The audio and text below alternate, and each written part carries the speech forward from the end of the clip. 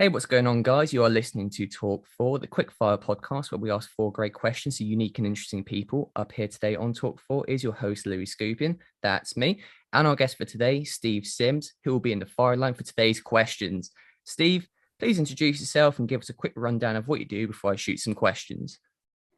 Wow. I am a aggravated creative disruptor. Left school at the age of 15 onto a building site, didn't like it. So went through a bunch of careers that I failed at to become launching the world's first experiential concierge. What I'm known for is working with everyone from Elon Musk, Sir Elton John, Richard Branson, closing down museums, getting people on stage with rock stars. Forbes called me the real life Wizard of Oz. I launched a book called Bluefish and the Art of Making Things Happen. And now I teach, train, and coach people to go for stupid and the amazing and for what really will create impact. What a portfolio, can I just say? I love how you just rattled it off as well. It's just fantastic, isn't it? It's not been too shabby, I have to admit. No, it's an absolute pleasure to have you on. I'm very excited to ask a few questions and see what you have to say about some cool subjects. So if you're ready, Okay. let's crack on with question number one, I reckon. Let's do it. Right. So for my first question, why do people stop growing? So for people at a plateau or stuck at a certain level in their career or their business or their sport, in your opinion, why are people in that position? How can they unlock the next level of their journey or skill, whatever it may be in? Most of the time, I find that successful people don't care if you laugh at them. Those people that restrict their growth do. We're in a society where we even have programs on TV where people literally laugh at people falling over, walking into walls. You know, you have all of these kind of gotcha videos where it's good to point, stare, and laugh at people. If you get to a certain point, you think, oh, I'd like to do this for my business, but I'm a little bit scared of people laughing at my failure, then you're wrong. That's where you go wrong. Don't worry about what other people think. They're all jealous of you in any case. So start going for things that people would laugh at you, because as Elon Musk always said, he always laugh at you just before they applaud. Ooh, what an answer. And I tell you what, we've got a question coming up a bit later that is very directly related to what you just said as well. So Okay. I think let's get cracking on to number two, because I can't wait to hear what you have to say about this. So you do a lot of speaking live in front of crowds, in front of very influential people, and obviously on your podcast too. My question is, how do you manage to do that so well? How can you train for that, improve, and how can people who are crowd shy break through the initial mental barriers of speaking to a lot of people at once and deliver obviously great, well-spoken performances? Great question. So let's break it down into two. Never get on a stage unless it can impact somebody else. There's no point. There's a lot of people that still go on stage now, and it boggles me. And all they want to do is talk about themselves, how wonderful they are, how rich they are. That does not help the community. So today we want to see people on stage that can help people in the crowd, help the audience. So the first thing is, unless you've got a message that helps someone else, don't even think about going on stage. The second thing is, the first time you step foot on stage, you're going to be shit. Now, I paused there because as soon as you realize that you're not going to be brilliant, you're not going to be perfect, you'll do it. And there's an old saying from a friend of mine, Ari Meisel, get going, then get good. I'm pretty damn good on stage now. I've spoken at thousands of places all over the place. But I guarantee you, if I went back to some of my first speeches, and I've seen some of my first speeches, and you go, oh my God, did I really say it? Did I really pause there? Oh, I lost the crowd there.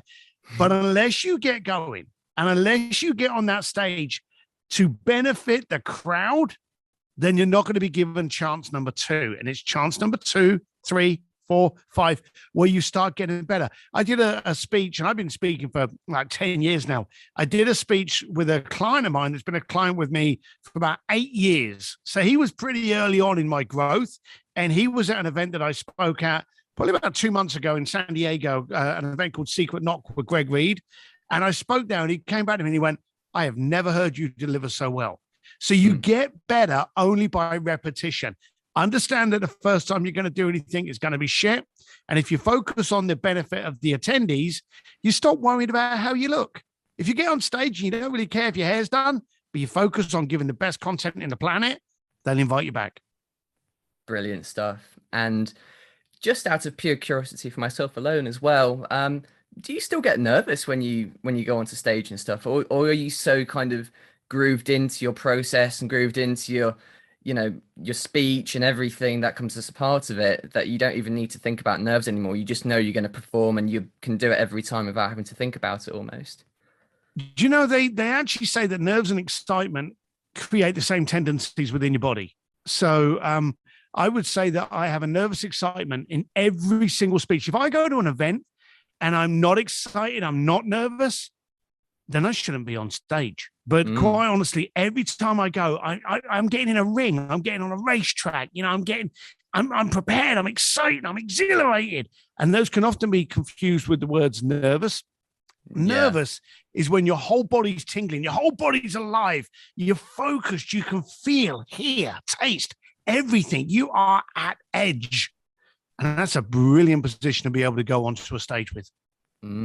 I feel that a lot in sport as well, to be honest, because I play tennis. Same here. Yeah, I think, some people, we're all built slightly differently, aren't we? But me personally, there's always going to be a bit of either nerves or excitement. They're hard to differentiate between the two, aren't they? But I suppose as you get more into the groove of things, you trust yourself, you trust your skill, and you just get more comfortable. I think comfortable is probably the word to use to describe that experience part of it, isn't it? So when you go more through the motions and you do a few of these speeches, or you talk to people, or you play tennis matches, in my instance, you start to just find comfort in your ability and your skill and your process, and then it doesn't change the nerves necessarily, but you just perform better, and it's just experience, isn't it? Well, that's the whole point. We want to be better. So I don't want to deliver a speech as good as I did last time. I want to provide one better. So as any kind of sportsman, athlete, talent, skill worker, whatever, you want to be better. And it's those nerves and excitement that demands more of you. Absolutely. So for question number 3, this one is going to be good. I've always felt that a lot of people have at times actively avoided taking actions and ideas that are sometimes very good, perhaps because they would be judged at or laughed at for doing it. What do you feel is the root cause of this in today's society, and how would you advise people to break those barriers down? Well, there are more settlers than there are aggravators, and there are more people. If you're in a pub and you want to kind of like think of doing a business, and you start telling your mates about this business, you'll get a few of them that'll be like, "Good luck to you, go for it." You'll also get more going, "Oh, you could never do that. That's ridiculous." You get your head up your backside, and they will ridicule you. And again, we listen to them. I've always said, change the room you're in. I've got friends around me now, and when I speak to them, I go, "Hey, I want to do this for a business." And they will look at me and they will go, "Why? Why do you think you are credible enough to be able to pull this off? And what impact are you trying to create?" Now, those are great questions. They make me second guess myself, but they're great questions. They're not cheerleaders. They're not going, "Yeah, Steve, you can do it," because we don't care about those. They're also not there laughing at me because, again, they're derogatory to you. So you want people to challenge your ideas. And if you've got people around you laughing whenever you come up with an idea, you're surrounding yourself with the wrong people. Very true. And just to dive into this a little bit more as well, I've always personally felt myself that the advice available on the internet for this and the posts and quotes I see floating around regularly on Instagram aren't actually that effective, for me at least. So I wanted to ask as well, do you have any ideas for like exercises, practices, or actual physical things to do that would make this better? So something you could say to yourself or something you can do daily that's going to improve that. I mean, me personally, I've always found that counting down in my head before doing something, going 3, 2, 1, and then never breaking the rule, always going to go and do it. That's helped me a bit. But do you have anything like that, or any kind of checks in your, mentality that you go towards? Yeah. What's your take on it?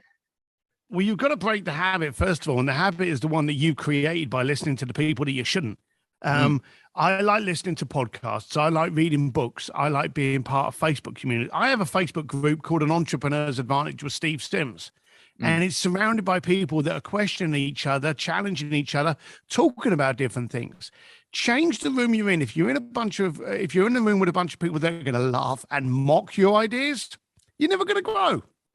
If you're in a room where people go, "Hang on a minute, is that the biggest goal you're going for? Surely you should go for it." That's the room you need to be in. So you talk about, people being scared and how they get out of the feeling of being laughed at. I don't care if you laugh at me. I'm still a dimwit. I'm still a guy that can't spell very well, but I've got the best-selling book out, and I ride any motorcycle I want, and I live up in the hills in Los Angeles. My life's good. Laugh away, fella, because I don't give a shit. Stick to your guns, eh? You know what you're good at, and stick to that. Yeah. I like it. So for question number 4 now, you're a person who has met many, many very powerful and successful people, but you've also met, I'm sure, many unsuccessful people too. So my question is, have you noticed anything different in the personalities of these successful versus the unsuccessful? And did you feel anything that would stand out different when talking to them? Do you know, it's very funny that you actually asked that question, because I actually did a little posting on my Instagram page today on how I saw it. successful. Oh, is that what you're going to make the question? I saw it. I saw it. It's a great little post, that. Well, I had a client of mine, and he was doing really, really well. And then he said to me, "Oh, I don't need coaching anymore. I'm going to take it from here, and I'll come back to you in a year's time." And I spoke to him literally on the way back from a racetrack about a week ago, and I said, "How you doing?" He went, "I went broke." And I went, "Ella, did you go broke? You were doing so well." And then when we got talking into it, it was the classic. The difference between successful entrepreneurs and non-successful entrepreneurs is their ability to recognize what they're good at, as equally as focused as to recognize what they're not. Most entrepreneurs, they start being successful in whatever they do, whether it be building cabinets, developing software, writing books, whatever it is.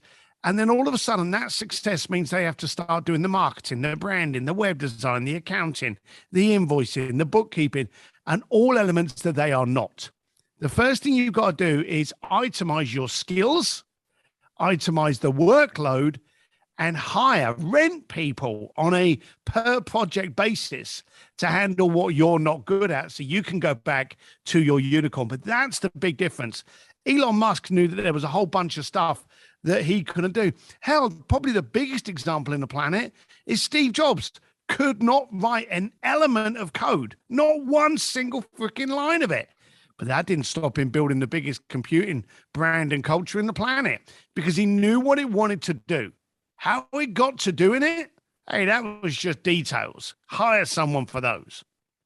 So true. And I obviously run my own business as well, and I'm quite an entrepreneurial person. And I've found exactly what you've said to be very true, that when you're sort of starting out and starting up businesses, you sometimes find that as things grow, the demand for customer service and the taxes and the bookkeeping and the shipping and putting a thing or two in a package and sending it at the post office, it all just clutters your time. And then it's very easy to have your strength, which for me was Instagram growth and promoting on social media, which is really what got me to, a very large scale business. And I just find personally that if I dilute my time, the actual growth of the business completely just dies away.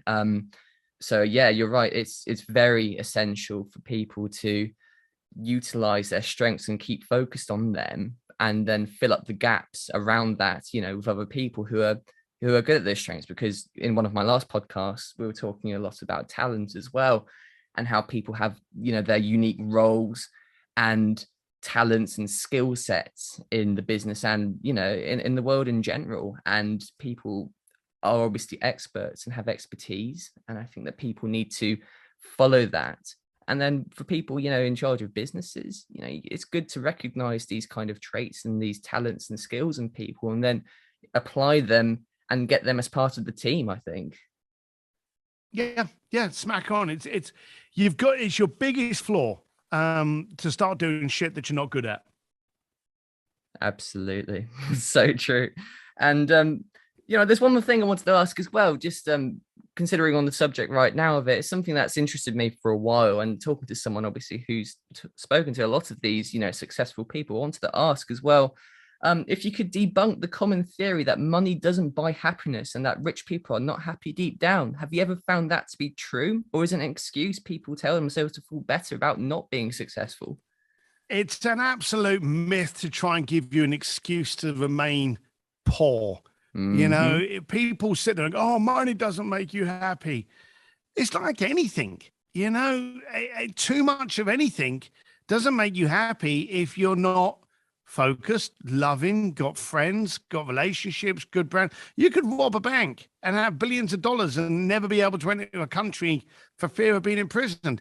You're not going to be happy. You've got the money, but the focus is, what do you do with that wealth?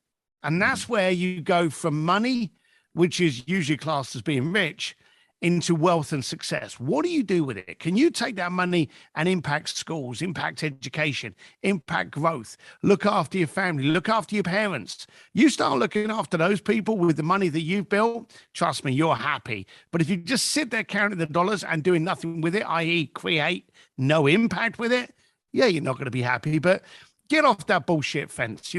People saying money can't make you happy. I've got money. I'm freaking happy. But it's what I do with it that makes me happy, not just looking at the bank account. Love it. What an answer. Fantastic stuff. So before we call it a day, it is time for the shameless plug. Steve, please feel free to promote anything you're working on, want people to take a look at, or just something you believe in. Oh, wow. Loads of stuff. Steve D. Sims is my everything. So don't forget the D, and there's only one M in Sims. So stevedsims.com is my website. Steve D. Sims is my Instagram, my Twitter, my Facebook. It's everywhere. But hey, I'm coming to London on the 17th of January. So if you want to spend the day with me talking about marketing, branding, and getting the affluent clients you need rather than maybe the hassle that you're getting, join me for a day in London. You can find details at stevedsims.com under the tab Consult AOTC Live. I'm coming to London on the 17th of January. I'm excited already. Brilliant. Steve, thank you so much for joining me today for the Talk4 show. It has been an absolute pleasure having you on. Well, I hope this helps someone. Thank you. I'm sure it will. I'm sure it will. Signing off for now, guys. See you in the next episode.